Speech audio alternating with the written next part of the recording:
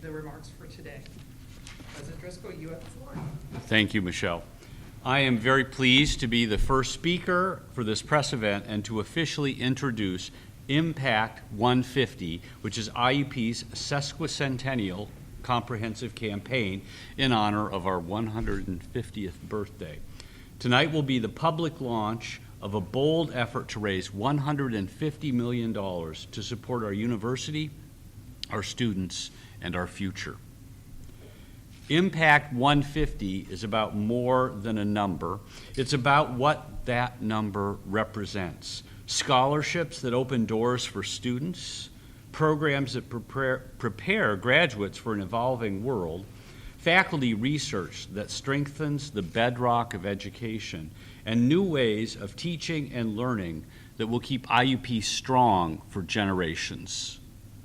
Over the last 2 years, more than 11,670 alumni and friends stepped forward during the quiet phase of this campaign. Their generosity has laid the foundation, and I thank them for believing in IUP and for investing what comes next. A campaign of this magnitude would not be possible without strong volunteer leadership. IUP is most fortunate to have Laurie and Andy Kuzneski as the co-chairs of our Impact 150 campaign. Laurie, Andy, thank you. And now it is my pleasure to ask Laurie Kuzneski to speak to you about Impact 150. Laurie? Thank you, President Driscoll.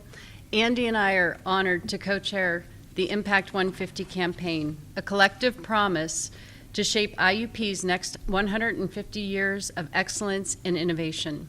I'd like to take a moment to share why we're here and why we give. I may have lived in Waterford, PA for the first 18 years of my life, but IUP is where I grew up. The experiences that I had inside and outside of the classroom launched me into multiple careers that I've loved, gave me lifelong friendships, helped me find out who I really was, and prepared me to become who I really wanted to be. Being in this role, making this public announcement, is something that 18-year-old me wouldn't have thought possible. And I am so grateful to the mentors and the professors who taught and encouraged me. I'm grateful to the donors, people I'd never met, who made it possible for me to focus on learning, growing, and dreaming big dreams. That's why we give now, because someone once believed in a student like me, and that belief changed everything. Andy and I talk a lot about being grateful, and we should, but giving back, whether it's our time or our treasure, is how we put that gratitude into action. It's how we say, I remember what IUP did for me, and I'm so grateful that I want to be a part of making that happen for someone else. Because IUP isn't just planning for next year's students, but it's planning for the next 150 years of students. And we have to give back so those students can move forward. Over the past 3 years, we've spent a great deal of time talking about the needs of the university, including what the themes of the campaign should be, and we've come to 3 themes. Healthy students, supporting students in all ways so they can be successful, and keeping students at the center of everything we do at IUP.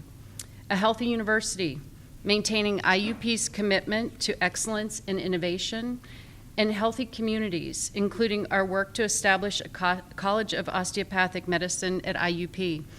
I'm very proud to say that donors have gifted more than $34.3 million specifically for the proposed college. We are on our way. As we continue our work to meet the goals of the campaign, in addition to the University Advancement team and many members of the IUP community, Andy and I have had the support of some outstanding IUP alumni and friends on the National Campaign Cabinet. Bonnie Anderson, Rich Caruso, Tim and Deb Syka, John and Shar Kopchek, Bill and Audrey Madia, Dennis and Regina Stover, and Christine Toretti. With the help and dedication of this group, I'm proud to announce that we are officially launching the Impact 150 campaign with $81.2 million raised, which means we are 54% of our goal of $150 million. Not a bad way to celebrate IUP's 150th anniversary. Next, I would like to call on Vice President for University Advancement, Jennifer DeAngelo, to make some remarks. Thank you, Laurie. Laurie and Andy and the National Campaign Cabinet have provided extraordinary leadership to IUP and to me personally. IUP is very grateful for their dedication and support. Impact 150 is the most ambitious fundraising campaign in IUP's history.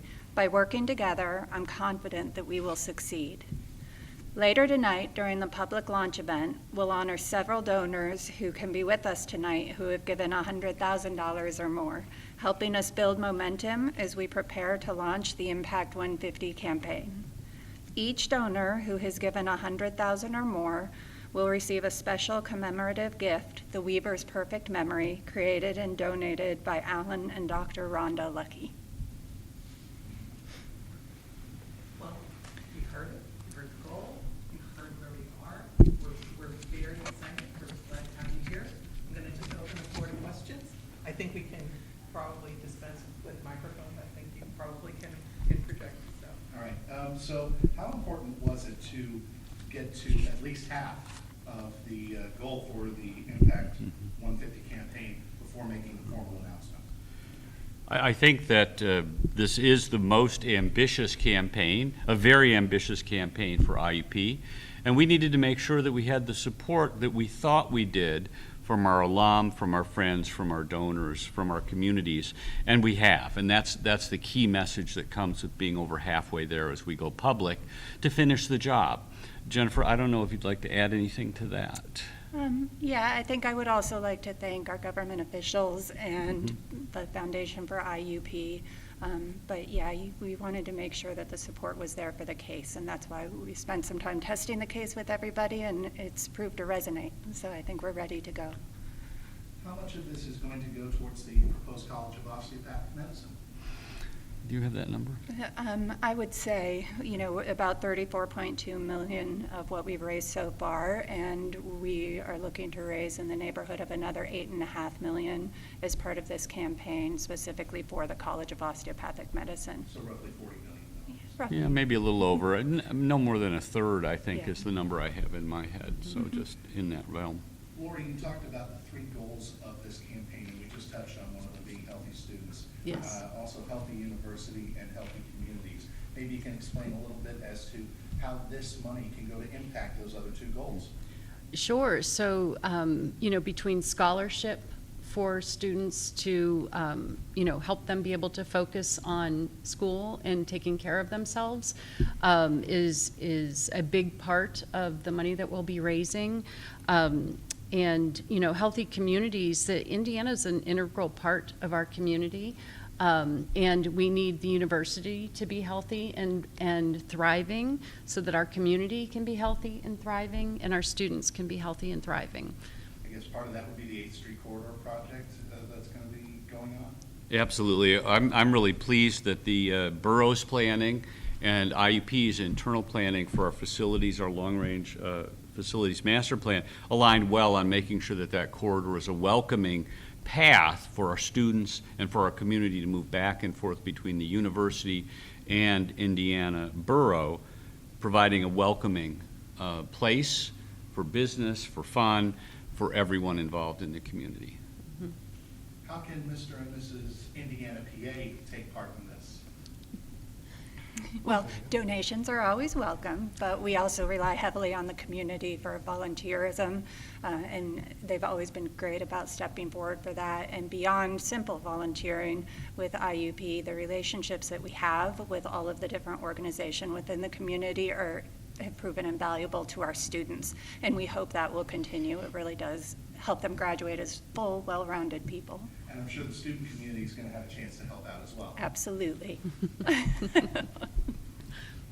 So you talked about some of the things that this money will go toward, roughly $40 million toward the College of Osteopathic Medicine. Can you kind of break down how the rest of those funds will be spent, very roughly, just the things that will be going toward?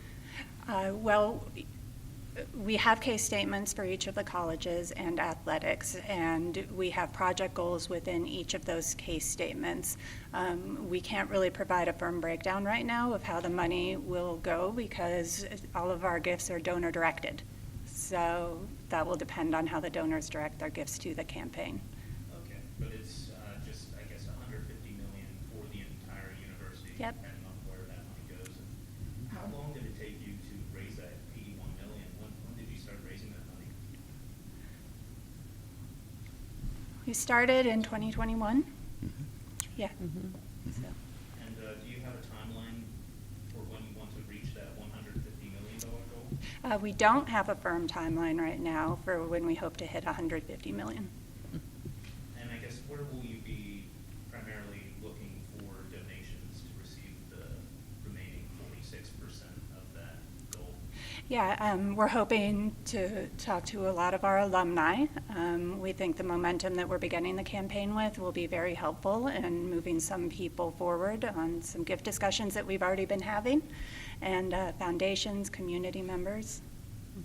I think it's important to mention that IUP and our alumni have impacted communities, countries throughout the world. We have IUP alum just about everywhere. And since we've been doing this for 150 years, we have somewhere in the neighborhood, I think, of 140,000 plus alumni out there. They've been very generous, and we expect more of them will step forward now that we have this great momentum demonstrated. Mm-hmm. This is on the heels of another campaign, the Imagine Unlimited campaign, which well exceeded its goal. So, and in a short amount of time, too, relatively speaking. Do you anticipate similar success with this? I think that the world has changed a little bit since we finished the Imagine Unlimited campaign. So I'm not quite ready to predict exactly how long this will take, but I'm very optimistic, given our success so far, that we will see significant additional donations coming in fairly quickly, and that we'll move ahead as quickly as we can. Again, every dollar in is going to help students in the university and the communities we serve be better, healthier, and I think that we'll make great progress. But nobody wants to make an exact prediction of when it will, but we'll have a party then too, and I'm sure you'll be invited. Yes, and I will say, I went to IUP and I don't fail, so. That is true. Yeah. Yes, that is true. I mean, that was going to be my next point, the fact that an IUP alum, member of the Council of Trustees, IUP is thoroughly in your blood, so I guess it was kind of an easy decision to become the chair for this campaign. It truly was. It was, I said yes immediately. Andy said, wait. And it was, Maybe yes. said more than that, but Yes, anyway. yes. Just Yeah, it was a no-brainer. I think I get to see all of the great things that are happening on campus, and our son went to school here and just graduated, so it's a very important part of my life, IUP, and I want to make sure that everybody knows about all the great things that are happening here. So this was, and it's an honor, a true honor to be sitting here today. True honor and a lofty goal. Is that going to be a challenge? How big of a challenge is that going to be? It's a $150 million challenge, but we can do it. And I'm digressing a little bit here, but with the announcement of that funding toward the College of Osteopathic Medicine, can anyone provide updates on the scope and timeline of the College of Osteopathic Medicine? Sure. We've done a couple of announcements and press releases. Michelle can get you those background documents. Key steps that we've taken, we have achieved the status of candidate for the accreditation process. That's news that just came this summer. We were just able to announce a short time ago. That's the second of 4 steps. And we're immediately applying for the next step with a new self-study that will result in visits and a site visit for sure, and review that material to have candidate, pre-accreditation status as the next step. And once that happens, we can begin recruiting medical students. So we're on track for our original timeline right now of starting to admit our first students in 2027. Soon, we hope to be able to start hiring some faculty to design the curriculum that will move forward. We already have a great leadership team in place with Dean Rose and her colleagues. So we really are moving ahead with next steps in accreditation, getting curriculum in place, and we're making some modifications to facilities to serve those medical students when they show up in 2027. And all those aforementioned things, is that part of what this money is going to be funding? Yeah, absolutely. We're spending money now on startup costs. We're not collecting any tuition from medical students, obviously. Our projections show that once we're fully up and running, the college will pay for itself, and probably a little bit better than pay for itself. It's just a matter of the startup time, getting things up and running, facilities up and running, paying the folks that are going to really teach, run the new college before we have those students paying tuition.